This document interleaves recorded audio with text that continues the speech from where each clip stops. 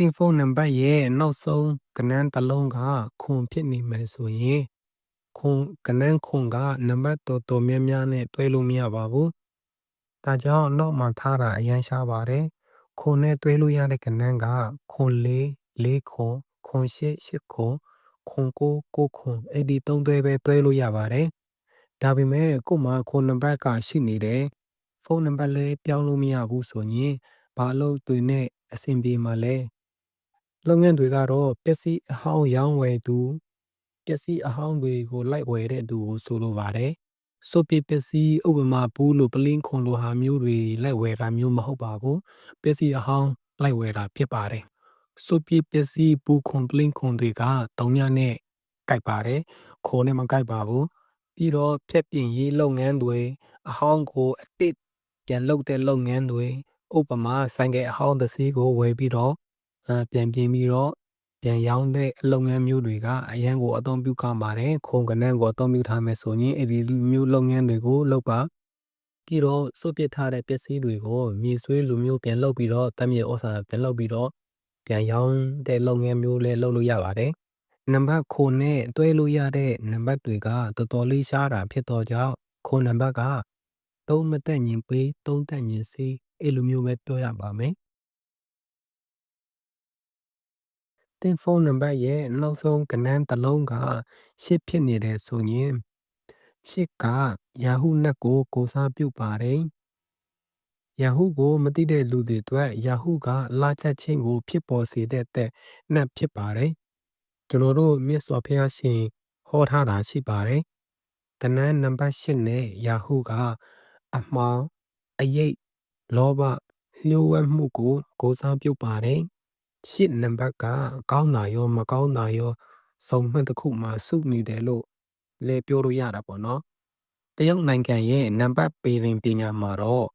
ရှစ်ကချမ်းသာမှုမူရေးကြေးရေးအစဉ်ပြေမှုတို့ကိုစားပြုပါတယ်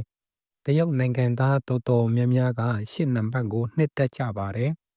မကောင်းတဲ့ပတ်ချမ်းမှာကြတော့လောင်းကစားတို့လူမျိုးဒီထိုးချင်းချဲထိုးချင်းပြီးတော့အဖြူအမဲမတဲခွဲတဲ့လုပ်ငန်းတို့လိုမျိုးအသုံးပြုရင်ကောင်းတယ်လို့ဆိုကြပါတယ်အခုကြည့်နေတဲ့သူရဲ့မိတ်ဆွေတွေထဲမှာချဲခဏခဏပေါက်တဲ့သူများရှိလားမသိဘူးခင်ဗျရှိနေဆိုရင်သူတို့ရဲ့ဖုန်းနံပါတ်ကိုတစ်ချက်စစ်ကြည့်ကြည့်ပါဖုန်းနံပါတ်ရဲ့နောက်ဆုံးကဏ္ဍမှာရှစ်ပါနေလားဆိုတာကိုရှစ်ကဏ္ဍကမမြင်ရတဲ့လုပ်ငန်းတွေလျှို့ဝှက်တဲ့လုပ်ငန်းတွေစိုးစားရတဲ့လုပ်ငန်းတွေလောင်ကစားလုပ်ငန်းတွေဟာမျိုးနဲ့ဆက်နေပါတယ်ဒါပေမဲ့တခုတော့ရှိပါတယ်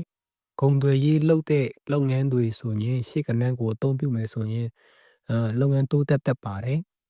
ကိုကရှင်းနံပါတ်3နာမယ်ဆိုရင်ဂုံတွေရေးဘက်ကိုအားဆိုင်ပါလောင်းကစားဘက်ကိုအားမဆိုင်ပါနဲ့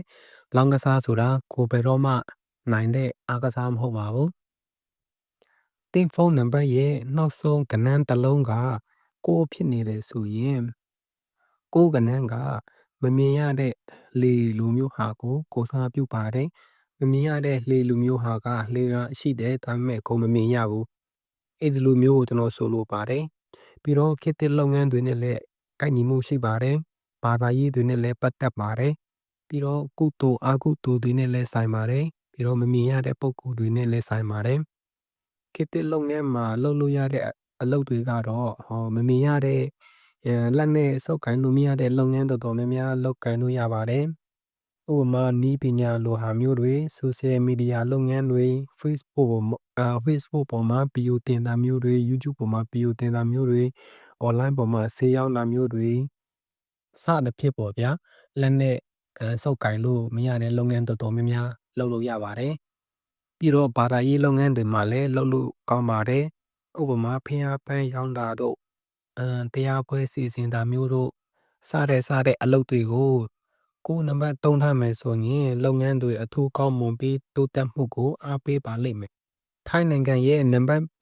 ပညာမှာတော့ကိုနံပါတ်ကတိုးတက်မှုနံပါတ်လို့ခေါ်ကြပါတယ်ထိုင်းလူမျိုး80ရာခိုင်နှုန်းလောက်ကကိုနံပါတ်ကိုကြိုက်ကြပါတယ်အားလုံးပဲမင်္ဂလာပါကျွန်တော်အနေနဲ့3ညကနေ9အထိကိုကျွန်တော်တင်ပြပေးလို့ပြီးပါပြီတဲ့အနေနဲ့ကိုအလောက်ကိုင်ရဲ့တဘာဝနဲ့ကိုက်ညီတဲ့နံပါတ်စွမ်းအင်တစ်ခုကို ရွေးချယ်ပြီးအသုံးပြုခြင်းအားဖြင့်အောင်မြင်မှုလမ်းကြောင်းကိုပိုမိုချောမွေ့လွယ်ကူစွာရောက်ရှိနိုင်သွားပါစေလို့ကျွန်တော်ဆုမွန်ကောင်းတောင်းပါတယ်ကျွန်တော်ကို follow လုပ်ပေးထားတဲ့သူတစ်ယောက်ချင်းစီတိုင်းကိုကျွန်တော်ကျေးဇူးအများကြီးတင်ပါတယ်